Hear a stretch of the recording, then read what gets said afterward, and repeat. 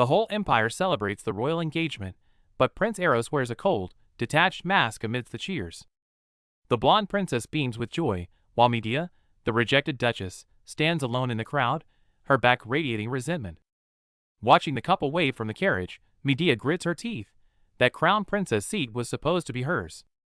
Rumors start spreading like wildfire. The Solon family is finished, accused of treason and assassination attempts. Men laugh about Medea's desperation, only to freeze when she appears right behind them, eyes colder than ice. Her servant begs her to ignore them, but Medea locks eyes with the mockers, promising she won't forget their faces. As her carriage pulls away, the men laugh in relief, convinced the Solon family is too weak to strike back. Karma strikes instantly. By the next morning, the town is buzzing with news of a corpse found in the river. The most chilling detail? The tongue was cut out. Medea sits calmly by the window, a brutal message delivered. But revenge doesn't fix the mess at home. The doctor breaks the news that her mother's condition is rapidly deteriorating. Her father explodes in rage, blaming everything on the child of God, and they hatch a plan to assassinate the girl during her vacation. While the henchman sweats over the risks, unaware Psyche enjoys the sunshine, smiling innocently in her wide-brimmed hat. The prince takes his fiancée to a seaside market, where a clueless vendor suggests buying a gift for Lady Medea.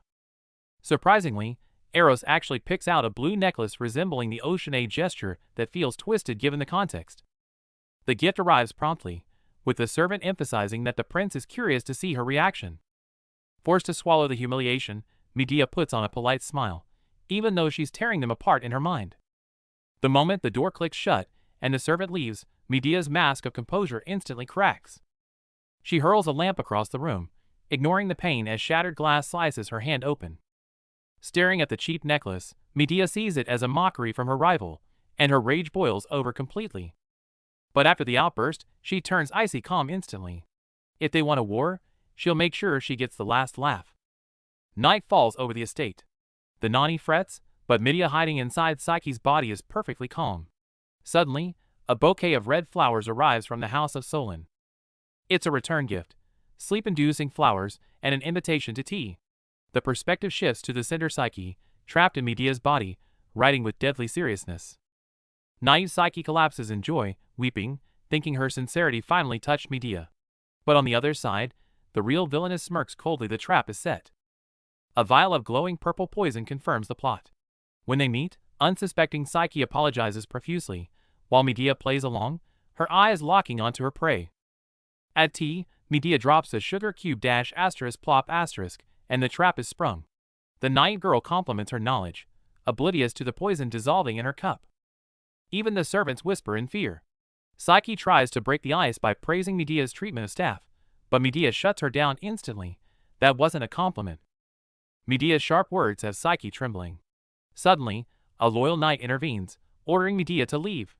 Medea narrows her eye as she recognizes Psyche's favorite protector. The knight slams the teacup down in fury, ending the gathering. As Medea's carriage rattles away, poor Psyche is left behind, confused and anxious. Moments later, a servant rushes in to find his lady collapsed by the red flowers. She's burning up with fever, gasping for air, tears streaming down her face. Panic sets in, but the knight forbids calling a doctor to avoid rumors. Suspecting foul play, he grits his teeth and decides to take matters into his own hands. After barking orders, he gallops into the dark forest, the name Medea screaming in his mind. Far away, the real Psyche senses something is terribly wrong. He races through the woods.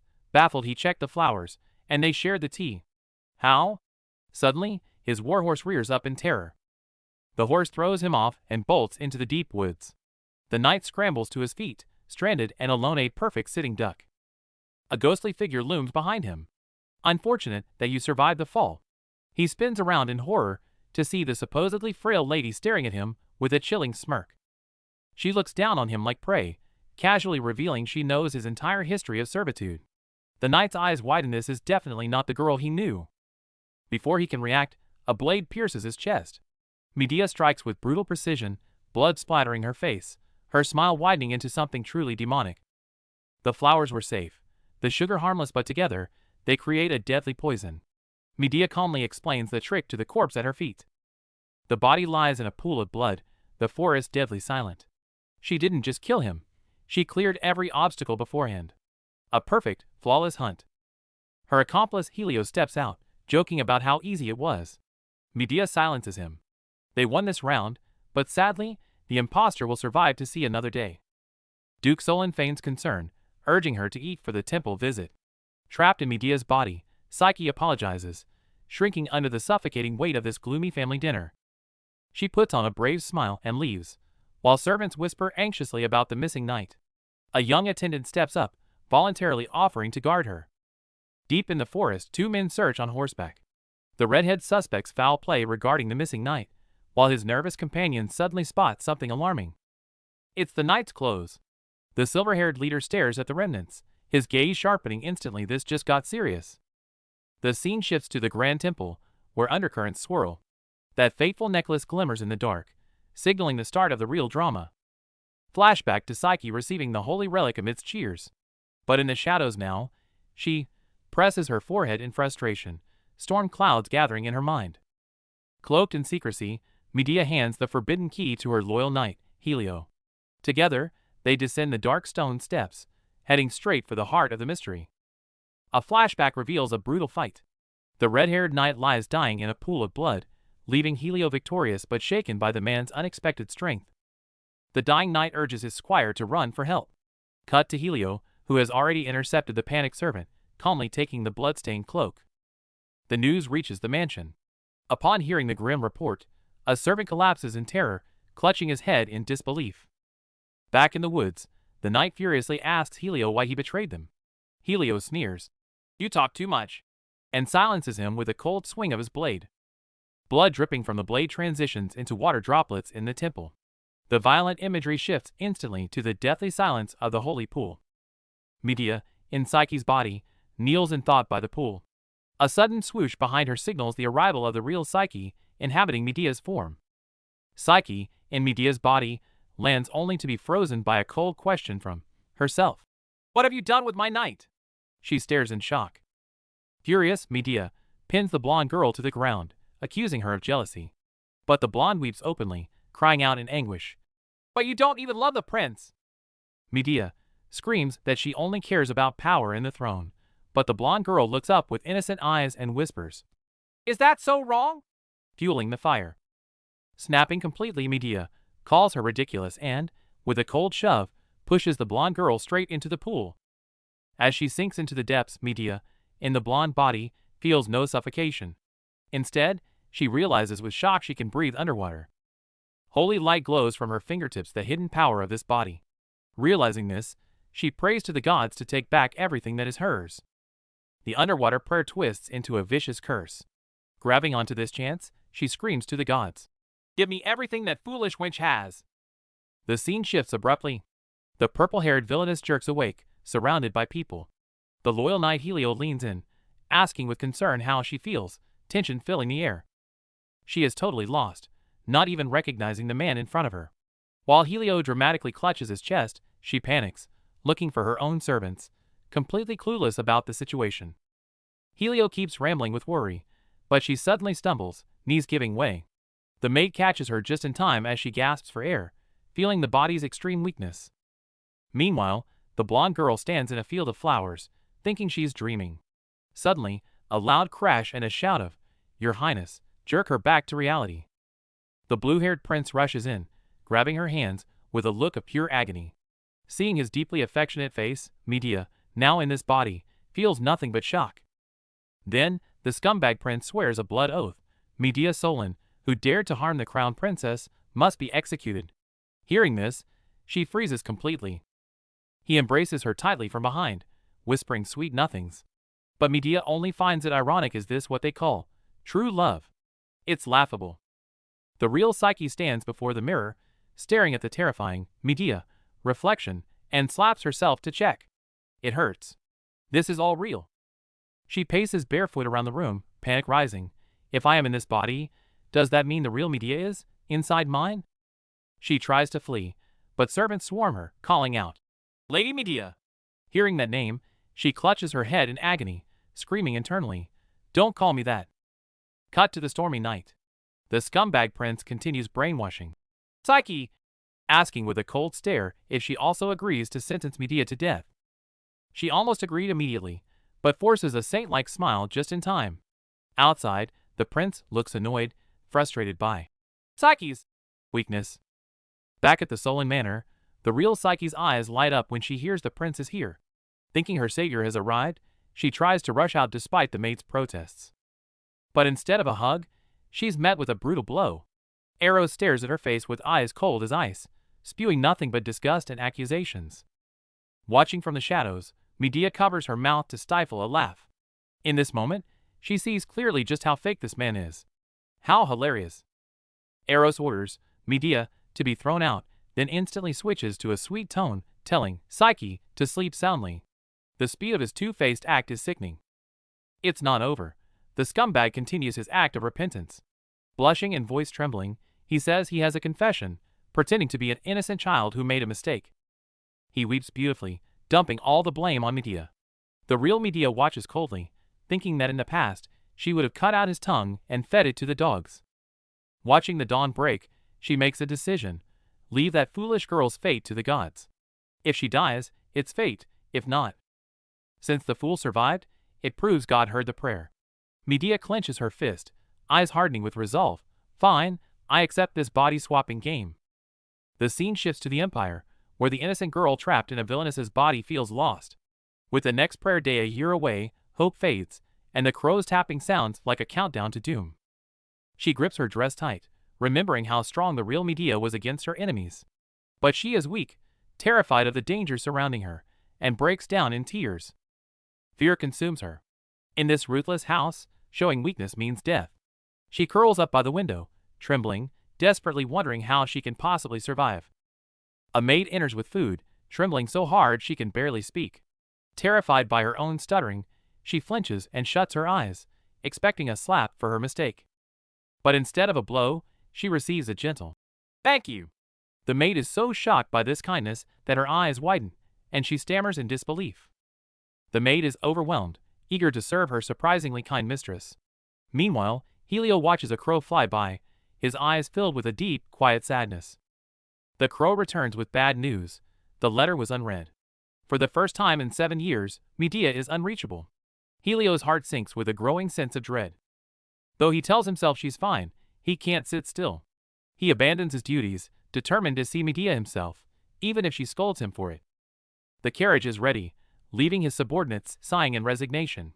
Helio leans against the door, worried not just about Medea, but also about the ever-suspicious crown prince. Meanwhile, Medea, in Psyche's body, feigns delight over a gift. She gazes out at the flowers planted for the innocent girls. Recovery, her mind racing. She walks arm in arm with Eros, acting intimate to maintain her cover.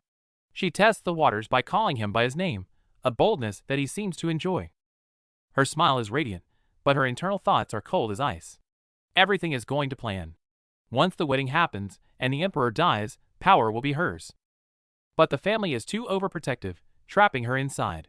Needing to contact Helio, she manipulates Eros, asking to visit the market to celebrate her recovery. The trick works. Amidst the bustling market, she secures a carrier pigeon. Now prepared, she waits for the arrogant prince to let his guard down. Eros locks her out of his political meeting, ever cautious. Unable to eavesdrop, Medea casually picks up a book from the shelf to pass the time.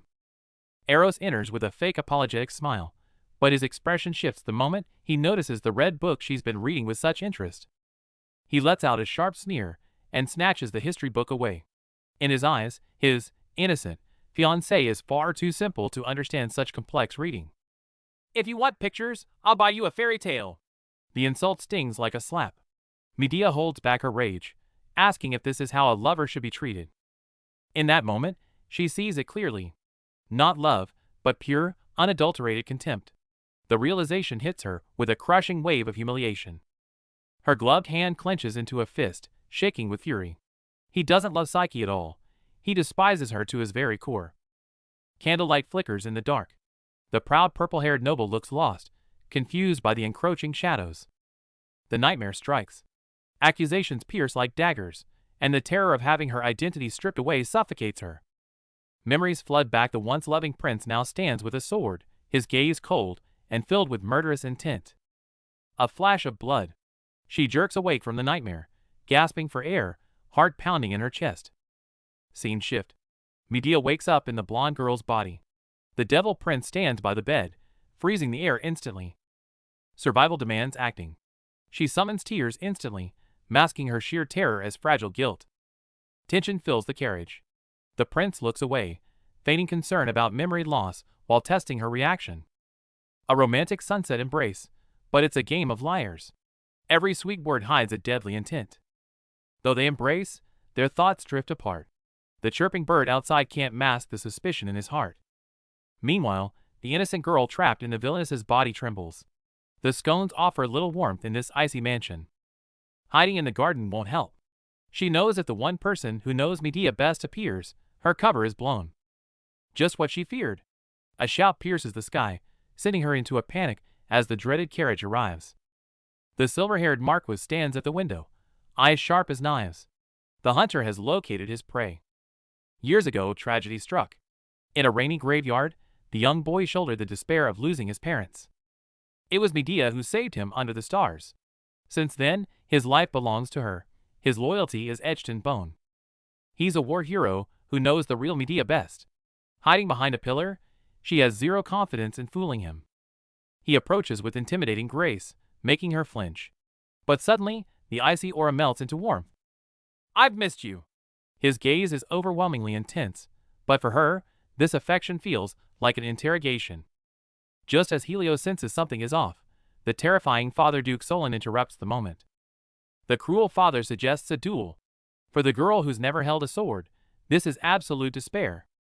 Thinking his lady is down, Helio drags her to spar. Trapped in this fierce body, Psyche panics and tries to flee, but he pulls her along relentlessly. Helio touches her braid, scrutinizing her. The intimate pressure sends chills down her spine, and she envisions a bloody end if she's exposed. Her heart pounds violently as the crowd cheers. They expect the Empire's greatest sword woman, unaware a terrified novice is trapped inside. Helio earnestly asks her to go easy on him. Psyche stares at the massive sword in despair. Can she even lift this lump of steel? She pulls and it flies up. Medea's own body is incredibly strong. The heavy sword feels light as a feather, leaving Psyche in shock. She has the strength but zero technique. Helio stops her immediately, correcting her grip like a beginner, making the situation painfully awkward. Just as Psyche thinks she's got it and smiles, the knight's gaze shifts. The respect vanishes, replaced by cold, sharp suspicion. "Medea would never make such a mistake." Helio snaps, his eyes piercing through her. "Who are you?" The sword trembles in her shaking hands. It's over. The fear of death consumes her. Cold sweat drips down her face as her disguise teeters on the edge of total collapse. Cornered, she acts. Channeling Medea's ferocity, she glares and snaps. "Did you just address me as you? Insolent brat!" The outburst halts him. She swings the sword to back him off, masking fear with rage, but to him, something still feels terribly wrong. Helio is torn. The tone is right, but the actions aren't. To find the truth, the unhinged knight decides to force a reaction. He steps closer, letting blood drip onto the sand. He intends to wring the truth out of this impostor through sheer violence. Suddenly, he stabs himself. "Punish me!" Blood gushes out as he gambles on her reaction with a terrifying act of self-harm. Horrified, kind-hearted Psyche instinctively slaps the sword away. Enough! This uncharacteristic mercy leaves Helio completely bewildered. The commotion draws eyes to the blood. The real Medea wouldn't stop for this, leaving Helio staring at the fallen sword in deep confusion. Psyche apologizes frantically. Confused but stalled, Helio lets her go. The tense confrontation ends in a bizarrely gentle aniclimax. Before she leaves, Helio, eyes red and holding back tears, asks to escort her to the banquet. His vulnerability is almost pitiful. Relieved, Psyche flashes her own sweet smile. "Of course it's you!" The warmth is so unlike Medea that Helio stands there, stunned. Only in the carriage does she dare to tremble. Looking at her hands, she can't believe she survived the terrifying knight's interrogation. Psyche realizes her victory wasn't due to her own skill, but the sheer fear the name Medea commands. The mood shifts as a sudden downpour drenches the streets, blurring the world in gray. Helio stands frozen in the rain, haunted by how the imposter just casually used his first name. Something is wrong. The real Medea stopped using his first name years ago. Suspicion grips him tightly.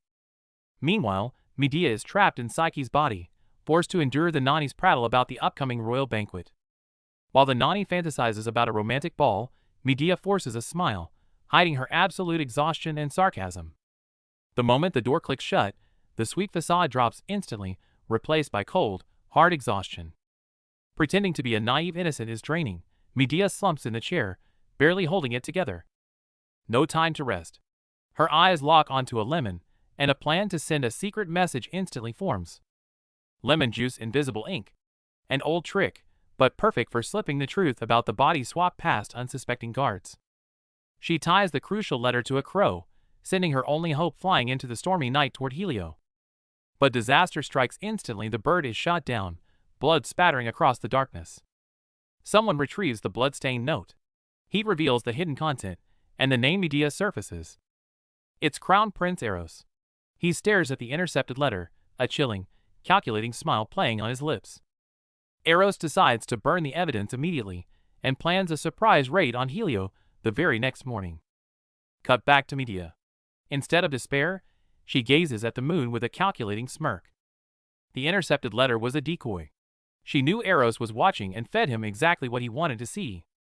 The real messenger is here. An unassuming black cat quietly delivers the actual note straight to Yahello in the woods. Yahello uncovers the note from the cat's collar.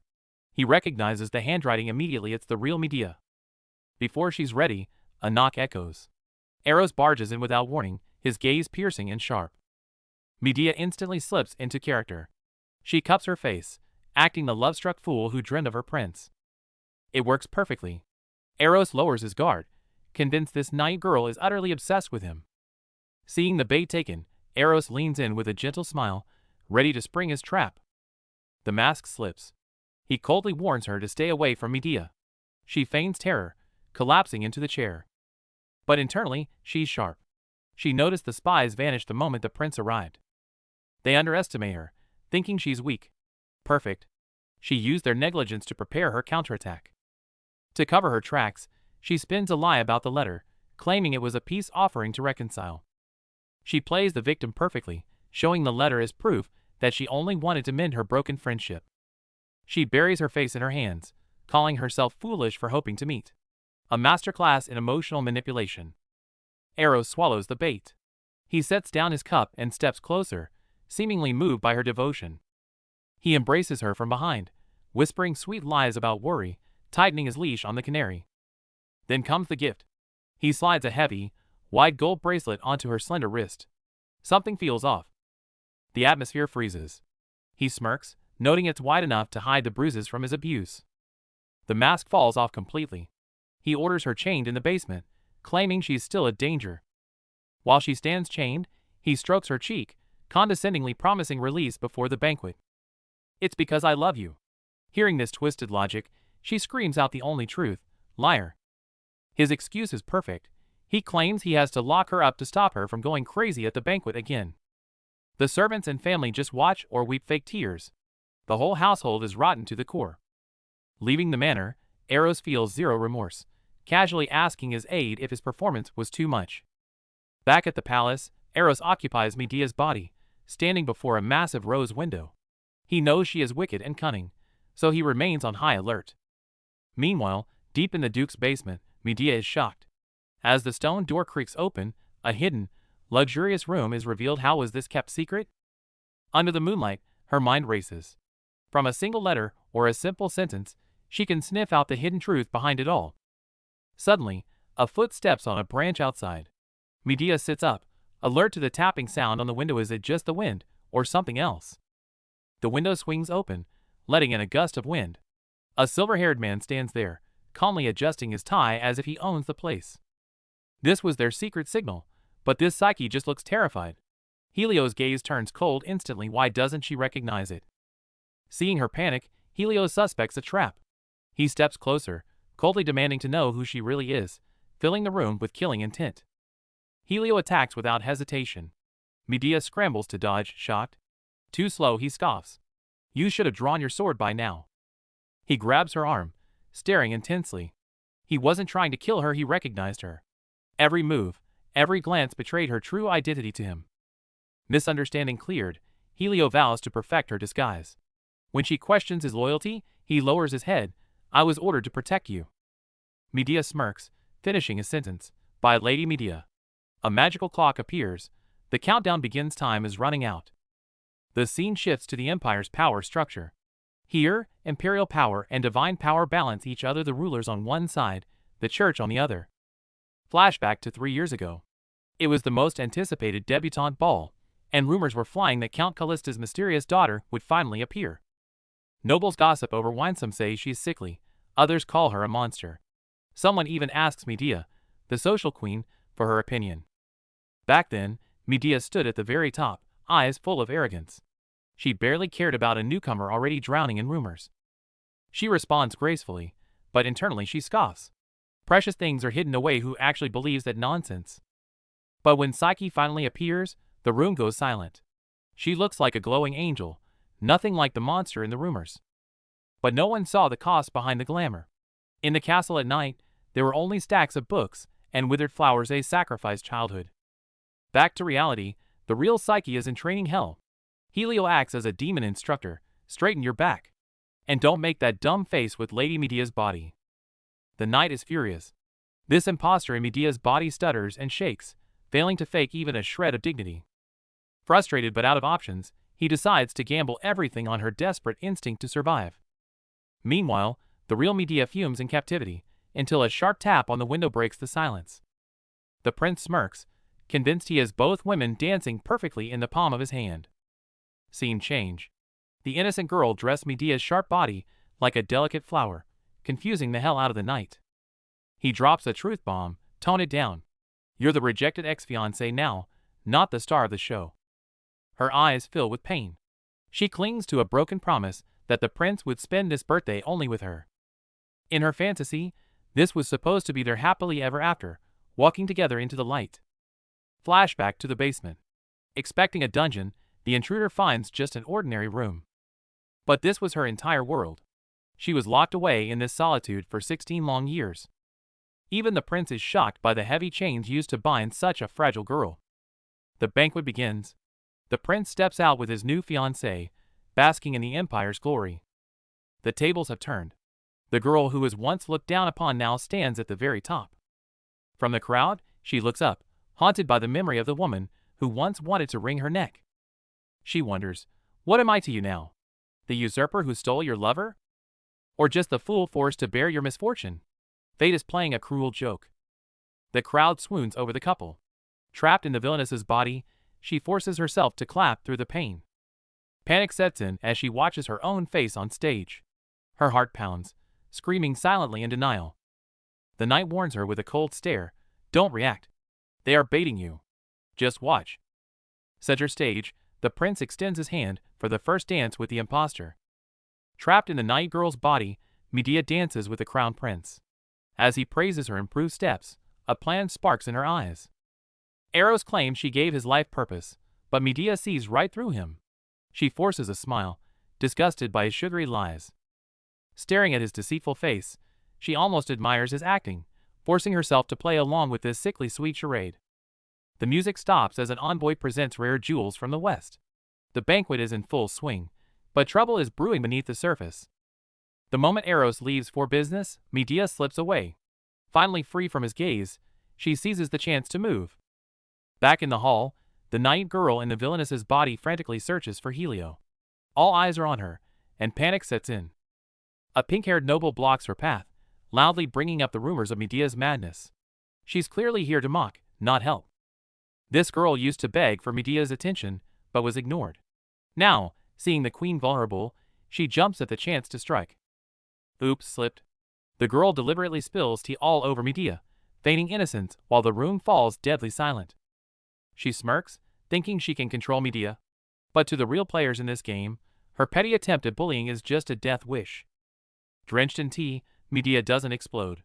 Instead, she smiles. This is her chance to prove she can play the part. Meanwhile, the real Medea, in the blonde body, stands on the terrace. She senses deep, dark secrets within this family that even the royals might fear. The royals and the temple are enemies, yet the prince chose a temple girl.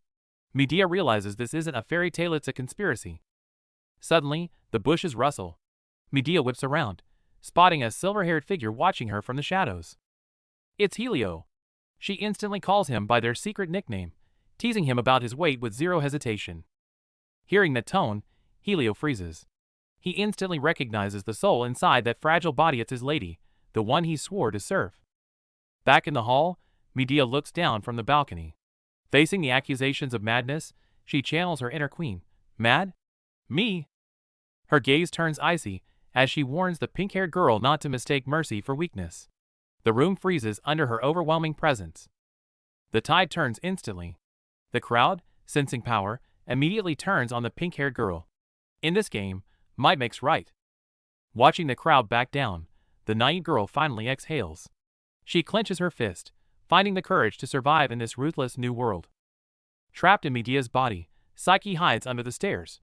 Hearing servants gossip about how happy the prince looks with her, she flinches with painful jealousy. Touching her neck, she laughs bitterly at her own naivety. Composing herself, she steps down with heavy heels, her imposing presence instantly startling the servants below. What's the point of power if I'm empty inside? Her heels echo in the hollow hallway as she questions the value of ruling over others, gasping for air. Reaching the lonely balcony, she finally breaks down. Tears stream down her face. She wanted power to protect her love, but now, it all feels meaningless. A memory of his gentle face flashes by, and she collapses in despair. I've had enough, she sobs, desperate to wake up from this nightmare. Tears streaming, she screams into the night sky. She doesn't care about the throne or power anymore. She just desperately wants her own body back. Meanwhile, inside the temple, tension spikes. Guards count down before a glowing purple barrier, swords drawn, waiting for a critical moment. In a secret chamber, Prince Eros briefs his assassins. Toying with a chess piece, his voice is ice cold. She is weak. Make sure there are no loose ends. He knocks over the chess piece, revealing his true, sinister face. The loving prince gives a chilling order: find his fiancée Psyche and kill her. A sinister smirk plays on his lips. Who would suspect the crown prince of plotting his fiancée's murder on the very night of his own birthday banquet? In the garden, Yahello meets with Medea. She confirms a crucial detail: if the marriage doesn't happen, her only chance to switch back is on the day of prayer. Yahello is just happy to be near her, but Medea is deep in thought. Suddenly, a noise interrupts them. Tension spikes as they realize they're not alone. Hearing footsteps, Yahello quickly switches to a formal goodbye. He ties a dark red ribbon around her wrist, whispering that it's a gift for her needs. A servant emerges, interrupting them with a fatal invitation. Prince Eros is waiting to see Lady Psyche in the gardens immediately. Watching her walk away, Yahello's gaze turns heavy. He silently vows that no matter whose body she's in, he will sacrifice his life to protect her. Back at the banquet, Yahello is restless, worried about where she went. Suddenly, a pink-haired girl pops up, asking if he's looking for Lady Medea. It's just social climbing. The girl begs Yahello to put in a good word for her with Lady Medea, leaving him annoyed and distracted. As she points the way, she suddenly bumps into him. Before he can react, the scene abruptly cuts to the dark, ominous forest.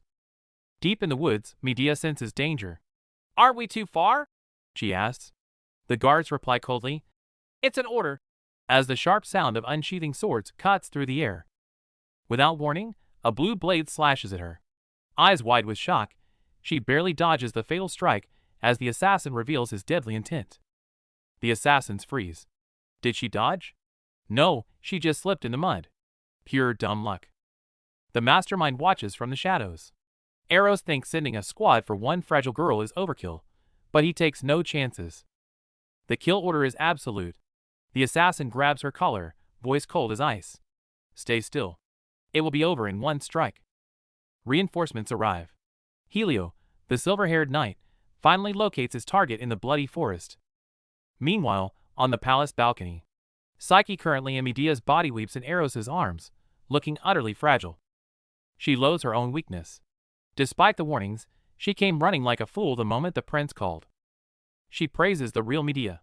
The prince agrees, but his words sting, fueling the jealousy tightening in her chest. Tears fall in the garden. She is terrified that her fragile heart will ruin everything Medea worked so hard to build. Eros comforts her with empty promises of protection, while his cold eyes betray a separate, deadly plot. Back to the bloodbath. The knight recalls the prince asking if he loved Medea. A cruel joke, given the slaughter unfolding. Snow begins to fall. A quiet, freezing moment passes between the liars under the palace night sky. In the forest, the real Medea realizes, fate swapped them not to grant a wish, but so she could survive this assassination. She rises, drenched in blood. The knight stares in horror. This is no longer the fragile girl he knew. Standing over the corpse, she cracks a chilling, blood-stained smile. Disappointed I'm still breathing? She checks the dagger. The blood isn't hers. She had to use the knight's hidden gift sooner than expected. The assassins panic. A precise strike to a vital point? This can't be the weak girl from the rumors. Too fast. Before he can even draw his sword, she strikes like lightning, cutting him down instantly. Rage explodes. She screams at the dying man, demanding the truth. Was it the crown prince? Surrounded but fierce, she refuses to back down. With blood in her eyes, she demands the name of her enemy. Another sneak attack from the shadows. But her senses are razor-sharp. She spins and blocks the blade instantly. In the snowy forest, Medea retreats, covered in blood. This fragile body screams in protest with every move, unable to handle the strain. Gasping for air, she wipes blood from her lip. Every strike is lethal. Eros is determined to see Psyche dead tonight. The assassins are baffled. The intel described a fragile noble girl, so how is she fighting like a battle-hardened veteran? Don't underestimate her. Fight like she's a knight, the leader yells. Medea grips her bloody sword, eyes sharp. Amateurs! In my old body, you'd be dead already. But this body is at its limit. Her arms tremble violently, unable to parry the heavy blows. Meanwhile, the birthday banquet at the palace is in full swing. The crowd surrounds Eros, the newly appointed crown prince. Everyone offers congratulations, yet no one notices that Psyche is missing. The treacherous prince smirks, soaking in the flattery while calculating that his assassination plot must have succeeded by now. What a joyous day! He muses elegantly, gazing at the snowy night, acting as if the slaughter outside has nothing to do with him. A memory surfaces. Yahello once promised to stand guard by her side forever. That heavy vow feels incredibly distant right now. Psyche once stood in the garden, envying Medea's strength. Now, Medea must fight for survival in the snow, trapped in that very fragile shell. Could anyone not be envious of her? As the ironic thought fades, a vicious blade slashes through the darkness, shattering the memory. She can't block it. The strength gap is immense. Medea watches the blade descend, knowing this delicate body cannot withstand the impact. The massive impact sends her flying. Her body shudders violently, as if falling apart, barely able to stand as death approaches. Squelch, the blade mercilessly impales her. Blood sprays everywhere, and far away at the party, her original body seems to feel the phantom pain and shock. Clutching her wound, Medea doesn't beg for mercy but sneers back. A gang of men cornering one weak woman? Is this your so-called chivalry? Taking a breath, she sharply notices they bear no emblems. Private mercenaries, the kind no one will claim when they die. The enemy fights dirty, slashing away her cloak in the chaos. The blizzard blinds her, blocking her vision instantly. Before she can react, a cold blade is pressed against her neck. The assassin chokes her, and this time, it really is the end. Her consciousness fades, and her sword clatters to the ground. Unarmed combat? With this body's condition, it's a pipe dream. No, it's not over. Medea snatches the dual swords from the ground, eyes burning with ruthless resolve. As long as she can move, she will win. Surrounded by assassins, Medea's eyes turn lethal, ignoring her wounds. Only one thought drives her: dodge the strikes, and then stab them straight through the heart. It's over in a flash. Watching their comrade fall, the remaining assassins break into a cold sweat, unable to believe this fragile-looking girl just slaughtered them. Recognizing their moves, Medea realizes who they are. That swordplay belongs to knights handpicked by the royal family, and in the whole empire, only one person mastered it. She steps closer with a chilling sneer. Playing tough? Even if I have to snap your fingers and gouge out your eyes, I will make you speak. The assassins tremble in terror. Medea counts down with a bloody dagger, but they sense something off. She asks, as if she already knows the answers. Yes, she's just confirming facts. But the more she asks, the louder the question screams in her mind. Why did I ever hate Psyche so much? This feeling infuriates her.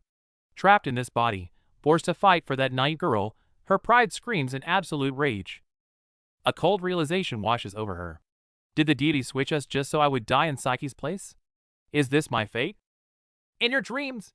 Medea snaps her head up, eyes blazing. Her whole life has been about one thing, crushing this accursed fate beneath her heel. Memories flood back. She was only 8, clutching a teddy bear, but her purple eyes already held a hardness that no child should have. On her birthday, she hugged the bear, thinking it was a surprise from her mother. But all she got was a cold excuse. The adults are too busy to come. Only her nanny, Nana, truly cared. Nana tucked her in gently, then strictly warned the servants outside, fiercely protecting little Medea's dignity. The bear wasn't from the Duke at all. Nana spent her savings on it. She lied to protect the child's heart, even risking her job. Despite the mansion, all little Medea needed was a simple, "I love you." Clutching the bear, she knew exactly how much this gift cost Nana. The warmth didn't last. The Duchess stared at the advanced books scattered on the floor, not with pride, but with a dark scowl, demanding answers. You call this genius? Her mother roughly grabbed the 8-year-old by the collar, ignoring any pleas, her eyes filled with disdain. Her mother's voice hissed like a viper. As a Solon, you must be a genius born once in a millennium, a legend written into history books. Lightning tore through the stormy night. Little Medea trembled in terror, but she dared not stop, fear making it hard to even breathe. Blood dripped onto the pages, but she muttered obsessively. Not enough, more. She even refused Nana's help, desperate to meet her mother's demands. Burning with fever, she still worried her parents would be angry. Nana touched her hot forehead, heartbroken for this small child burdened with so much. Young Medea mastered swords and books with ease, but in that cold house, being loved was the one thing she couldn't achieve. 2 years later, even a business trip for her father brings a rare flush of excitement to Medea's face. Inside the carriage, the Duke worries about wartime shortages, but Medea suddenly interrupts, grasping his sleeve. Eyes bright, she proposes a bold plan: trade their knights for neighboring supplies, solving 2 problems at once. The plan succeeds brilliantly. Even the stern Duke beams with pride, praising her openly before the nobles. Her political brilliance makes the Duke realize his daughter is not just a pawn, but a sharp, useful weapon. Crisis averted, the Solon family's prestige soars, and the king personally summons the Duke to the palace. Behind the glory lies Medea's relentless exhaustion in the library and training grounds, witnessed only by young Yahello. To the outside world, she's the perfect lady with a loving father, draped in luxury and envy. But the praise turns cold in her ears. Surrounded by dolls and dresses, she realizes she's just a beautifully packaged product. The Duke coldly announces her engagement. Medea realizes that no matter her efforts, history will only remember her father's name. Facing her father's hypocritical pride, Medea's eyes darken. She suppresses her rage and coldly accepts his kindness. In that moment, she feels no gratitude, only the burning rage of betrayal and a deep sense of futility. Her nanny collapses, clutching Medea's dress, begging her not to sacrifice herself for the family's ambition. She weeps, wishing Medea wouldn't become a puppet princess, but would learn to find simple happiness instead. Medea embraces the warmth, but her eyes turn ice cold. Nana, you're misunderstanding something, she whispers. Watching the teddy bear burn, she decides, if her father uses her as a tool, she will use the crown to rise above him. She transforms completely. In war councils, she sees through enemy bluffs with a ruthlessness that chills even veteran politicians. She plots her revenge, waiting to strike when they least expect it, until one day, a flower petal drifts into the garden. It was the first time young Psyche saw the legendary Medea. Watching the powerful goddess walk by, she was instantly captivated. Noble ladies gossip, trembling at the Solon family's power, yet secretly thrilled about Medea taking the throne. They dream of a strong, beautiful ruler. The scene contrasts Medea's cold intensity with the sparkling innocence of the girl watching from afar. That gaze from the bushes, again Medea spots Psyche hiding there, eyes full of adoration, watching from the shadows but never approaching. Late at night, Medea complains to Yahello, annoyed by the little bunny following her for days, silent, distant, and utterly baffling. This passive surveillance is even more suspicious. Yahello looks grim, warning Medea to be cautious as the future crown princess. Medea knows everyone is just trying to suck up to her. She assumed the rumors about her villainy would be enough to scare the naive girl away. Men gossip, calling Medea a demon while praising Psyche as an angel. Innocent Psyche, missing the malice, naively invites them to a concert. The mood shifts instantly. Trying to suck up to Medea, the men corner Psyche, demanding the clueless girl apologize for her perceived slight. Surprisingly, the soft girl snaps, scolding them for their gossip. Suddenly, the real villainess arrives. Medea steps in and shoves the jerk aside. Psyche clutches her cheek, ears ringing from the slap she didn't see coming, while the man shamelessly justifies his violence against women. Medea doesn't hesitate. She grabs the man and slams him against the wall, the brutal impact leaving onlookers in shock. If he likes violence, he can have it. Medea unleashes her fury, beating him senseless as glass shatters around him. As the man screams in agony, a terrified Psyche stammers, but Medea firmly grabs her trembling hand to steady her. Medea coldly scolds the naive girl. If she hadn't stepped in, this bunny would have ended up with a broken arm from that abuser. But Psyche isn't crying from fear, she's heartbroken. Tears streaming, she asks Medea why she tolerates such slander. It's just not fair. The question stuns Medea. The girl is hurt, yet she weeps for someone else. In that moment, Medea realizes she can no longer ignore her. Back in the present, a maid remarks that they are actually quite alike. Medea chuckles. Perhaps that was the beginning of it all. Since then, they became inseparable. Medea jokingly calls them the queen and her pawn, teasing Psyche about her height. To toughen up the bunny, Medea teaches her chess, explaining how the humble pawn earns its freedom by crossing enemy lines. A pawn can become anything, even a queen. Hearing this, Psyche clutches her dress, overwhelmed with emotion and hope. Flashback to a gentler time. Tears flow, comfort is given. But this fragility was just a warning sign of the chaos to come. The bombshell drops. Engagement cancelled. Panic erupts in the hall. No one can believe what they're hearing. Medea overhears the betrayal. A contest for the crown? Her heart pounds. The nightmare has officially begun. Night falls. Instead of tears, Medea laughs maniacally. If it's a war he wants, it's a war he'll get. She strides back into the banquet, regal and cold. She's taking control of this chaos right now. Suddenly, a stranger barges in. Medea and the Duke freeze. Who is this?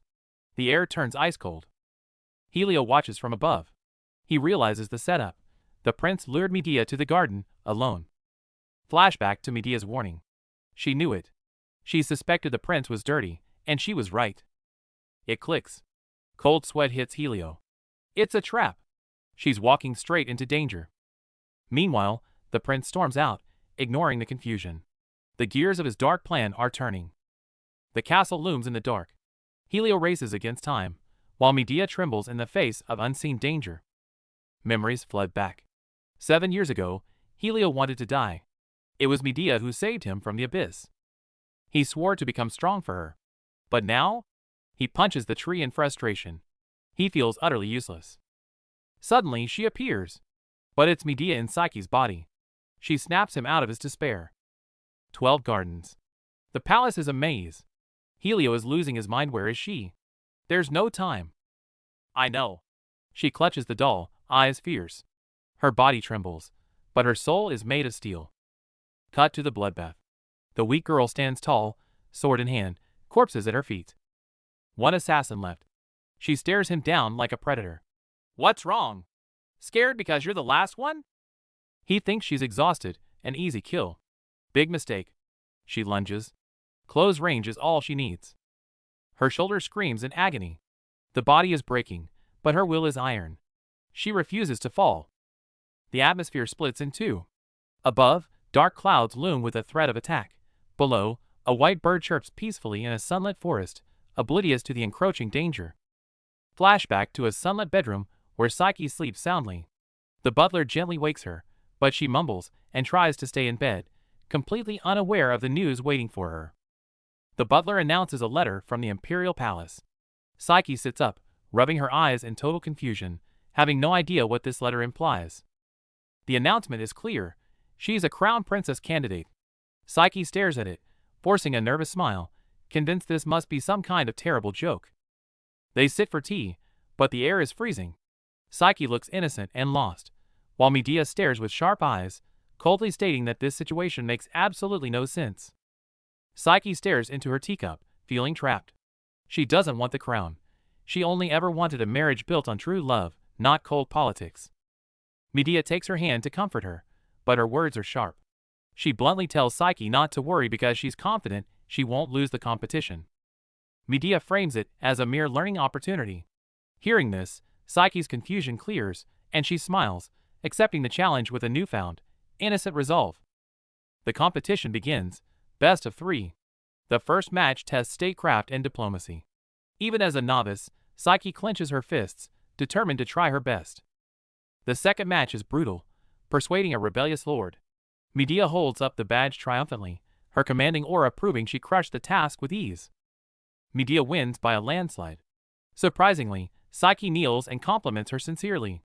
Medea actually laughs, amused by how gracefully this girl accepts defeat. The crowd whispers, surprised by the chemistry between the rivals.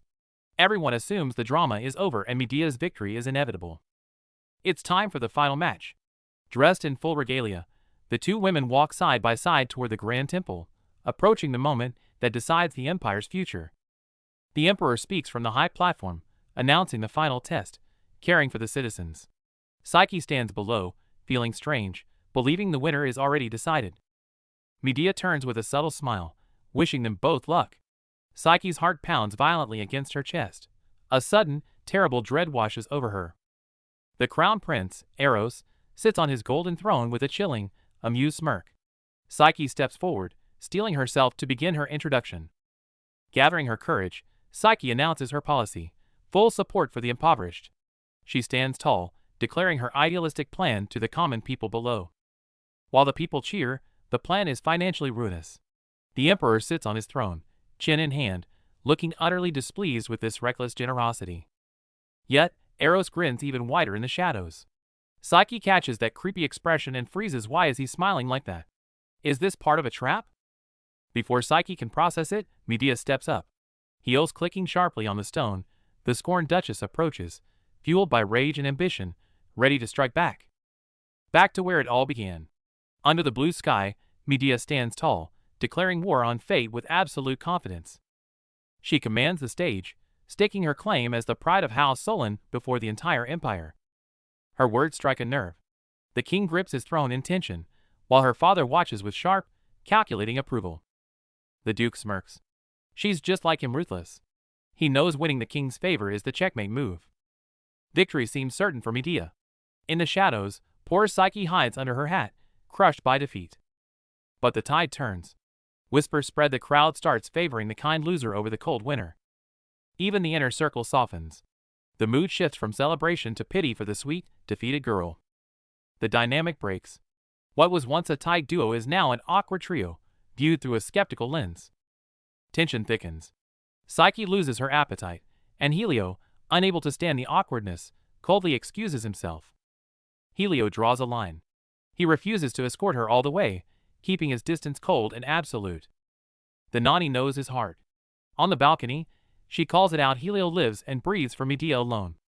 Dark loyalty surfaces. He suspects the innocent girl might be a traitor, vowing to protect his queen at all costs. Back to reality. Helio stares in confusion. Why is Medea blushing like a child at a simple pat on the head? He smiles, testing the waters. Inside, Psyche panics, feeling his gaze pierce right through her disguise. A secret rendezvous. Using Medea's face, Psyche sneaks into the dark woods, finding him waiting in the shadows. She breaks down. Tears flow as she confesses her terror, completely forgetting whose face she's wearing. The mask slips. She gazes at him, Prince Eros. Her fear stems from loving the man behind all the chaos. Gaslighting 101. He twists words, claiming he's glad she lost the competition so they could finally be together. She snaps. Rejecting his empty comfort, she slaps his hand away. Everything has changed because of you. The prince drops the act. He smirks coldly, warning her to play along now that she knows who holds the power. Memories surface. Eros gaslights Psyche, twisting her traumatic imprisonment in the basement into a twisted story of his salvation. Under the stars, he holds her in a suffocating embrace, whispering possessive lies while clutching a paper filled with cryptic symbols. Flashback to the past. Medea investigates late at night, sensing Eros' suspicious movements and trying to piece together the conspiracy. All clues point back to Psyche's debut. Too many coincidences ignite a sudden flare of realization and rage in her eyes. Back to the day of the ceremony. Medea prepares in silence, while her maids nervously gauge their cold mistress's mood. Only Yahello offers genuine support. Medea lets down her guard, smiling at his pumpkin pie promise before riding out.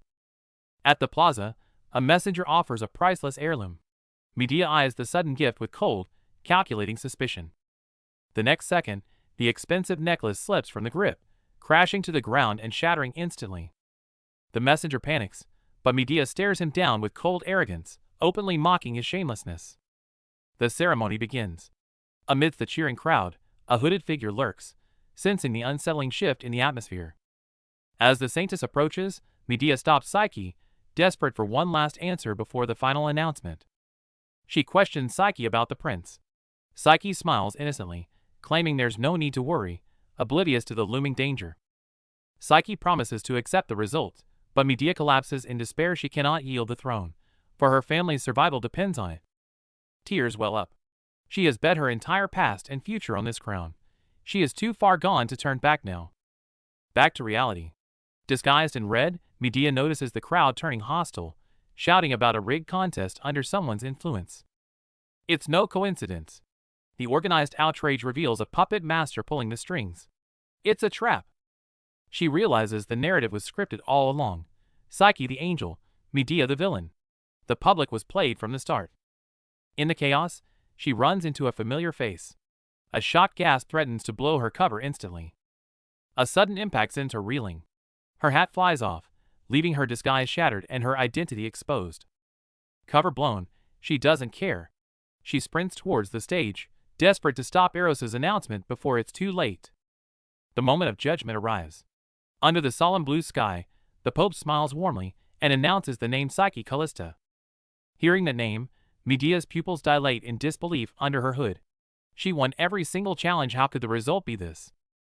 The announcer shouts that it's divine will, chosen by her unique eyes. The crowd, though confused, has no choice but to accept it. The scene shifts, revealing the setup. Eros holds Psyche's hand tenderly, whispering that the final test was never about strength. The crown prince drops to one knee, declaring he was moved by her kindness. Before being a prince, he claims to be a man in love. He publicly vows to spend his life with her. This choreographed romance sweeps the crowd off their feet, and cheers erupt towards the sky. Watching the celebration, Yahello massages his temples in frustration. The rules were broken, but he can't intervene. The people are already on their side. Medea stands apart from the cheering crowd, watching coldly. She realizes the tide has turned. There's nothing she can do right now. Her fair victory has turned into a joke. Medea grits her teeth, her gaze sharpening. If this is how it is, she'll force the naive girl to give it up. Flashback to their confrontation. Medea's purple eyes burn with suppressed rage. A terrifying aura instantly fills the entire room. Meanwhile, Eros manipulates Psyche. He places the crown on her head, whispering sweet nothings about her potential, while treating her like a pawn. The board is set, the queen replaced. While some worry from afar, others in the shadows wear expressions of pure, unadulterated malice. Back at the Solon estate, the mansion looms ominously in the twilight. The Duke sees his defeated daughter, and thinks not of comfort, but of the shame. The Duke explodes in a rage, roaring that she is a disgrace. The sickening sounds of slaps and heavy impacts echo through the empty hall. Medea looks up in terror, only to realize the victim isn't her. It's her nanny, the only person who ever loved her, trembling and calling her name. Seeing her father raise his hand again, Medea rushes forward, screaming to protect her, only to be warned resistance now will only fuel his violence. She is forced to kneel and watches the staff strikes down, again and again. Each thud shatters her heart, consumed by overwhelming guilt. Tears burst forth. She hates that she is merely a duke's daughter. If she were crowned princess, a simple wave of her hand could end this hell. Even as someone screams to run, the nanny remains motionless. The duke's staff swings down with a vicious whoosh, drowning the scene in violence and blood. Days later, the nanny lies in a coma. It's not just the physical wounds. It's the trauma of that night, a shadow that may never fade. Conspiracy breeds in the shadows. Ignoring the injuries, the scumbag coldly orders, the nanny's body must be disposed of before the Duke finds out. The lie is ready to blame the bandits. Under the moonlight, the killer raises his dagger and plunges it into the innocent victim, blood splattering instantly. Loyal knight Yahello watches it all from the tree. Gripping his bloody dagger, his heart wrenches, yet he is forced to stay his hand for the greater good. A war rages inside him, Attacking now would expose him and implicate Medea. Holding back tears, he chooses silence amidst the clash of logic and emotion. The sound of axes echoes through the night above the nanny's muddy corpse. Hiding in the dark, Yahello grits his teeth as he watches the crime being buried. Done. Made it look like a fall. The killers casually discuss their mission. Their cold smirk sickeningly loud under the silent, starry night. 7 days later. The real Psyche, currently in Medea's body, finally opens her eyes. The maid's excited cries break the silence, but her eyes hold only confusion. No joy of survival here. By the golden wheat field, Yahello's face is grim as he prepares to lead her to the cruelest truth. Can the best doctor save her? She clings to the last shred of hope, but the cold white cloth on the grass has already pronounced the death sentence. The silence is terrifying. She trembling places her hand on the body, but the familiar heartbeat is gone forever, and her world collapses. The last hope shatters. Tears burst forth as she lets out a gut-wrenching scream amidst hallucinations of fire and endless darkness. Yahello tightly holds her back as she loses control. Meanwhile, Eros laughs in the distance, believing this is the price she deserves for betraying him. She weeps like a helpless child, stripped of everything. Yet Eros shows no remorse, his face twisted as he directs all his hatred toward the victim. Rage almost blinds them. Watching his clenched fist, Yahello realizes, the one who truly deserves this wrath is not the broken girl, but the mastermind. Under the stars, the man in the ornate uniform looks down on everything. Eros, the perfect hypocrite, is the source of all this tragedy. Cut to the magnificent banquet hall. Eros raises his glass with a smirk of successful scheming. His grand show is about to begin amidst the cheers. He calculated everything. Frame Medea as the scapegoat, then hunt down the isolated Psyche amidst the chaos of the birthday banquet. Costume changed, the hunt begins. Leaves fall in the forest as the footsteps and shouting orders of pursuers close in, danger imminent. The real Medea, in Psyche's body, runs for her life. But this frail body is too slow. Sweating with anxiety, she wishes she could fly. The wind roars like war drums. Gritting her teeth, she swears to arrive before the night ends. She will not let the bastard scheme succeed. The purple-haired girl sprints through the dark forest, gasping for air, lungs burning, too terrified to stop even for a second. Blood streams from the white-haired girl's eye. Yet, facing the killer, Medea screams defiantly, "Victory is mine," despite her gruesome wound. Steel clashes against steel. The assassin is furious. He can't believe this frail noble girl actually managed to blind him in one eye. The killer smirks, realizing she's running on fumes. Medea's moves are fierce, but this weak body is failing her with every strike. She hits the dirt again. The assassin gloats, seeing her reckless desperation. She doesn't care if she breaks, giving him the perfect opening. A sickening thud. The blade skewers her chest. Even pinned down in the pouring rain, she glares like a beast, snarling die. Sudden twist. Before the killer can finish it, his legs give out. He collapses in shock, his strength mysteriously draining away. Horror strikes as he sees a sharp rock right where he fell. Her clumsy falls were a trap. She lured him exactly where she wanted him. Lightning flashes, flipping the script. The frail girl used terrifying instinct to outsmart him, turning the hunter into the prey. She won, but the cost is lethal. Medea collapses into the mud, gasping in agony as blood gushes from her chest, vision fading to black. The dying assassin stares at his purple gem in horror. This wasn't the plan. He was told she was weak. How did she slaughter him? Under the moonlight, Medea sits up, eyes cold as ice. Analyzing the fight like a tactician, she proves she's no victim, but a master of war. Damn it! She realizes the dagger was poisoned. This pampered body has zero resistance, and the toxin screams through her veins instantly. The poison takes over, spitting the world into darkness. She blacks out, plunging into the abyss. Is this really the end? Footsteps splash in the rain. Seeing the bloody figure, Yahello freezes in horror, his voice trembling as he whispers, "Lady Medea." A memory flashes back. The old Yahello gazes tenderly at the real Medea, eyes full of adoration, wanting to give her the world. Back then, he blushed and wished to simply watch her sleep. Medea freaked out, thinking he was being a creep, and shut him down instantly. But he just cared. Seeing her scheme all night, Yahello simply wanted to see her let her guard down and rest peacefully for once. Back to grim reality, staring at the dying Medea, Yahello is crushed by guilt. In fairy tales, the night saves the day, but here, he was too late. Fairy tales promise happy endings, but Helio's trembling hand on his sword reveals the brutal reality. Vows of eternal loyalty echo, but blood splatters on the grass, casting a shadow of death. Helio clutches her tight, tears streaming down. She is alive, breathing faintly, but alive. Trapped in Medea's body, Psyche stares at the corpses in horror, suffocating under the bloody scene. The cruel truth is unveiled: these assassins were ordered to kill Medea. It was a planned hunt.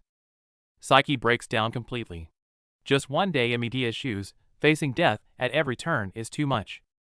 She falls to her knees, sobbing uncontrollably, apologizing over and over for dragging Medea into this hell. A voice echoes in her mind. What are you sorry for? For switching bodies? Or for stealing my life? But the voice turns cold. You are not the one to beg for forgiveness. It's the puppeteer behind all this. Cut to the culprit. Eros is scheming, his red-haired spy confirming the trap is set. Manipulating public opinion, buying loyalty. Eros looks at the necklace with a sinister smirk. In the palace, the frame-up against the Solon family begins. The red-haired woman ensures the chaos is heard. The so-called gift is thrown. Green light explodes, screams erupt. The evidence to frame Solon is planted. The king collapses.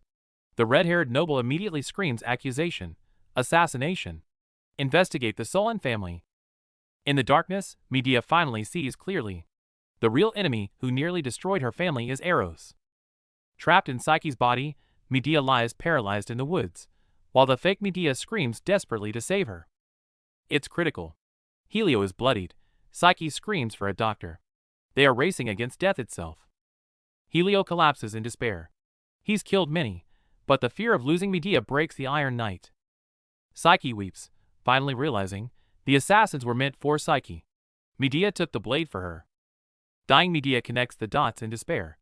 The only one who knew her use and wanted her dead is Eros.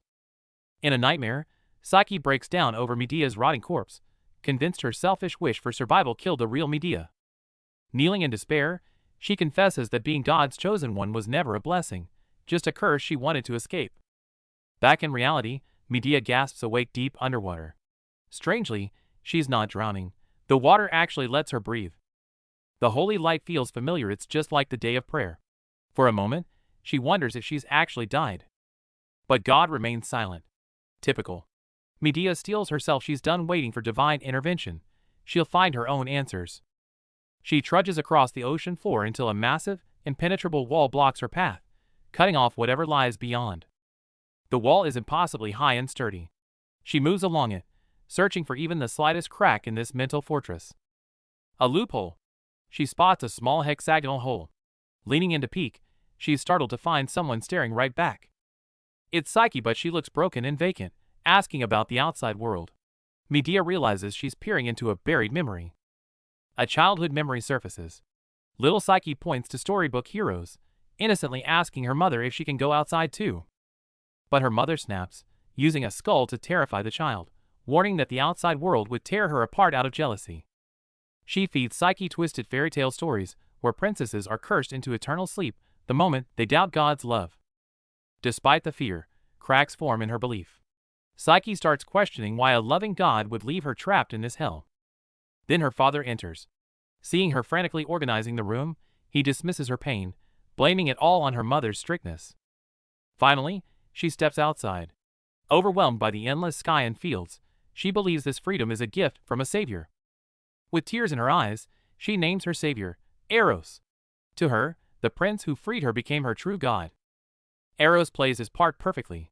Under the moonlight, he acts vulnerable, claiming he's trapped by duty, and only finds peace with her. Then comes the manipulation. He warns her to stay away from Lady Medea, isolating her under the guise of protection. Psyche fell for it completely. She thought her life was finally turning around, unaware she was walking straight into a trap. In this desperate moment, she recalls that humble prayer.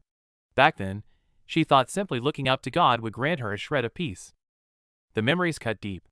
Being forced to marry a stranger was bad enough, but watching her best friend nearly wed the man she loved was torture. She covers her face in agony, finally understanding. That wall didn't just block the world, it blocked the hatred directed at her. She was loathed all along. She used to play the fool to survive, but the act is over. She lifts her head, her gaze shifting as she decides to stop running from the brutal truth. Regret floods in. If only she had been braver, if only she were as strong as Medea, maybe everything would have been different. The self-blame hits rock bottom. She starts to wonder if she had never been born, would everyone around her have been spared this suffering? Suddenly, the scene shifts. As a dagger pierces the water, a shocking truth surfaces. Psyche did make a wish back then, and it was a desperate one. On that holy day of prayer, her wish was for her own death. The dagger dropped. She wanted to end this ridiculous agony with her life. She sank into the depths, but death refused her. Instead, she swapped bodies with Medea. The one who wanted to die was given the strength of the strongest. If she wants Medea's strength, she must bear her tragedies too. A massive mental shockwave hits, and she clutches her head in the light, her very soul trembling. But on the verge of suffocation, she snaps. Why should the innocent suffer? The villain hasn't paid yet. She absolutely cannot die like this. Rage ignites her divine power. She stops trusting the idol gods and chooses to believe in that stupid girl Medea, who is fighting to keep her alive. Deep in her memory, a voice echoes, "This child has a strange power that makes people believe in her. This might be their only chance. We can turn it around starting now." That conviction pierces through time. Back in reality, her bloodied body lies in the rain, hanging by a thread. Helios stares at her body, driven to madness with worry. If only he had 10 more minutes. He can't bear to watch Medea die like this. Time ticks away like a death sentence. Her life is counting down, and the window for a miracle is closing fast. In the void of her mind, blood still drips, but her will has fully awakened. No matter how much she wants to run, this time, she fights head-on. A miracle! The moment the blood drops, the necklace on her chest erupts with blinding light. Her eyes snap open, burning with divine gold. Flashback. It's the very necklace the crown prince gave her. He called it a birthday gift and insisted she wear it, but something was clearly off. The scumbag prince gripped the necklace tight, smiling sinisterly. He sensed something was wrong. The trap he set has just become her lifeline. In the pouring rain, the assassin collapses, clutching the golden necklace. Terror fills his eyes as he realizes the betrayal. This wasn't part of the plan. He was just a pawn to be discarded. Suddenly, the necklace in Medea's hand, in Psyche's body, begins to glow with an eerie purple light. The fatal wound illuminates, and a surge of warm power flows into her body. A miracle!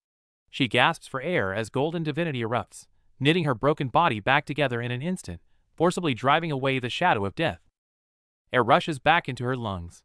She coughs and gasps, savoring the breath. She has literally crawled back from the abyss of death through sheer will. She stands up and coldly asks, "Is the banquet still on?" Opposite her, Helio and the real Psyche, in Medea's body, are frozen in shock, tears welling up. Even the flowers bloom from the divine energy.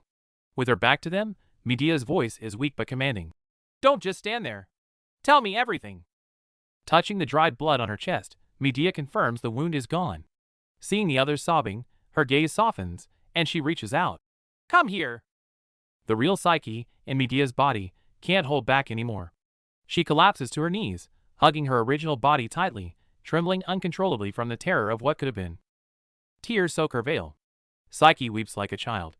"What a relief! You're alive!" She strokes her hair gently, terrified this might be just a dream.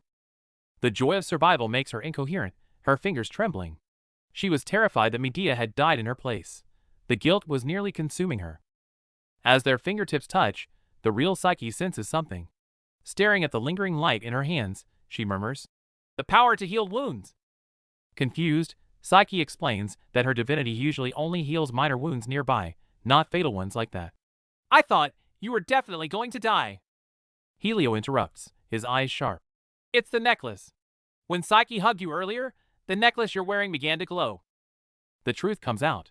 It's no ordinary jewelry but a legendary, sacred relic, rarely seen and usually locked in the temple. Medea gasps in disbelief. The pieces fit together. Medea recalls the dying assassin and his final words dash. "This isn't what he told us." All clues point to one conspiracy. "In his last moments, he was desperate to grab this necklace," Medea says coldly. The scene shifts to ominous sheep skulls, hinting at the dark ritual behind the scenes. Cut to the mastermind. The man in uniform reveals he knew about Psyche's divinity all along. "She may be weak, but that power makes her difficult to kill." A demonic smile spreads across Eros's face. So torture her. Pull out her nails, cut off her limbs. Push her to the limit until her power runs dry. His plan is absolutely sickening. Kill her when she's weak and let the necklace absorb her divinity.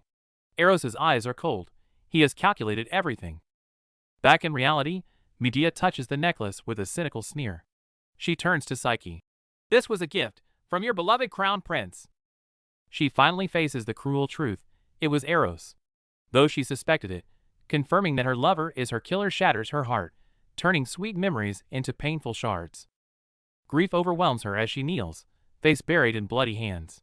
Yahello acknowledges her past love for the traitor. Staring at the blood, her trembling voice hardens into cold resolve. The night whispers a harsh truth close to her ear. Trapped in her rival's body, Medea tearfully denies it, clinging desperately to the belief that the prince once truly loved her former self. Bodies litter the ground, silence heavy in the air. Yahello watches her, realizing she isn't screaming or protesting the slaughter. Her cold silence speaks louder than any word. She has accepted the darkness. The ruthless soul awakens within the fragile shell. She commands the night to bring her a sword. Cold steel flashes under the night sky. Blood sprays as she strikes without hesitation. A bizarre sight unfolds. Her wounds heal instantly before her eyes. Medea touches her flawless skin and finally understands why Psyche was locked away. This godlike power is too dangerous to be revealed. Since she can't die, she'll stage a tragedy. A cold smirk plays on her lips. She can't return unscathed. She commands her knight to rough her up, fabricating the brutal aftermath of a life-or-death struggle. Dagger in hand, her gaze is sharper than the blade. Radiating absolute authority, she orders Yahello to clean up the mess before returning. The knight bows his head in the darkness, submitting to her command. Ready for the performance, she touches her cheek. The moonlit palace looms ominously as the heavy door creaks open slowly, as if welcoming the avenger returning from hell. Chaos erupts in the lavish hall. Drops of bright red blood splatter onto the floor, stark and terrifying. Screams pierce the air as guests panic, their horrified eyes fixing on the entrance. Eros smirks, confident in his plan. 5 elite assassins should have finished her off. Swirling his wine, he waits with cruel anticipation, eager to enjoy the show of horror he orchestrated.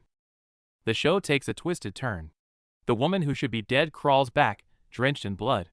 Her crimson-stained hand grips the carpet, eyes burning with a hatred far deeper than her wounds. A single vow echoes in her mind: kill Eros. In that instant, the composed crown prince cracks.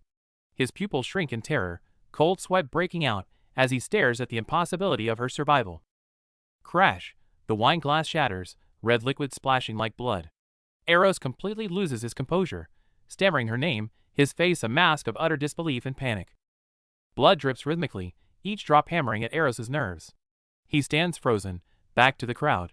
As whispers spread like wildfire, the dead girl walking has completely derailed his plan. Medea plays the victim perfectly, face streaked with blood and tears. While the enemy puzzles over her missing scars, the real Psyche watches from the shadows, holding her breath as tension grips the hall. She stumbles toward Eros, dropping a bombshell question. Didn't you ask me to meet you in the garden? Forced to play along, Eros feigns concern while frantically calculating how to spin this disaster. I was attacked. Her statement forces Eros into a performance of shock. Watching his hypocritical face, Medea laughs internally. In high society, the tongue is a weapon sharper than any knife. Her past naivety makes this trap lethal. Feigning total innocence, she cries about missing him and being attacked by knights, her clueless words backing Eros into a corner he can't escape. Eros snaps, grabbing her shoulders aggressively. He demands to know who sent the message, trying to shift the blame to a fake order, but his desperate anger only reveals his guilt. Eros feigns outrage, demanding names.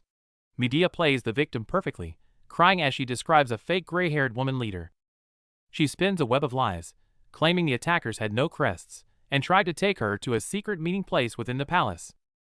Her words spark chaos. Guests whisper about the secret garden, realizing the culprit must be someone with insider knowledge of the crown. Eros shuts it down.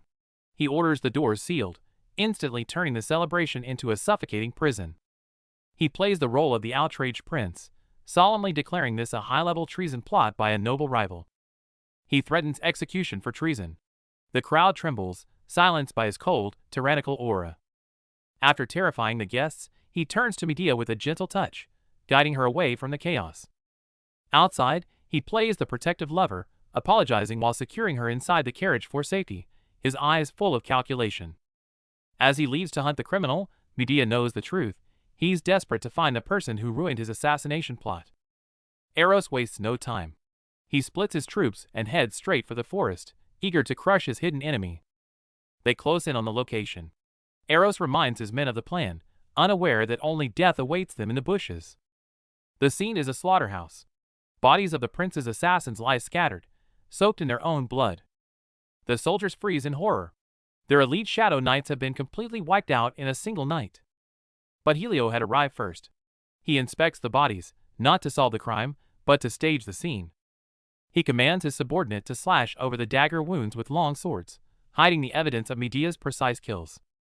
To complete the illusion, he orders a sword to be hidden, planting a false lead about a weaponless attacker. The trap springs. The investigators swallow the bait, deducing that a master swordsman disarmed a knight and slaughtered the rest. Eros stares at the carnage, utterly defeated. His secret army is gone, and he has no idea who really did it.